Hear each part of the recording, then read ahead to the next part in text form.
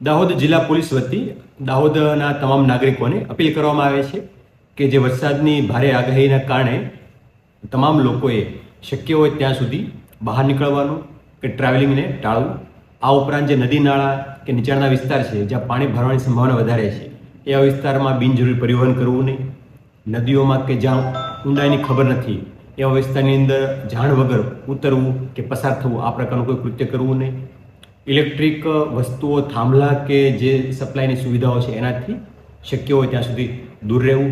પોતાના પશુઓ તથા માલ ઢોર ઝાખર આ તમામનું પૂરતી તકેદારી રાખવી તથા પાણી ભરાય એવો પ્રકારનો વિસ્તાર હોય તો એમને ખુલ્લા રાખવા. આ ઉપરાંત ખાસ કરીને સોશિયલ મીડિયાના જે મેસેજ આવી રહ્યા છે એનાથી કોઈ ગેરમાર્ગે દોરાવવું નહીં. અને જે લોકો આ પ્રકાર મેસેજ કરે છે એમને પણ ચેતવણી આપીએ છીએ કે કોઈ પણ પ્રકારનો અફવા ફેલાવતો મેસેજ ધ્યાનમાં આવશે તો એમના વિરુદ્ધ પણ કાયદેસરની કાર્યવાહી કરવામાં આવશે.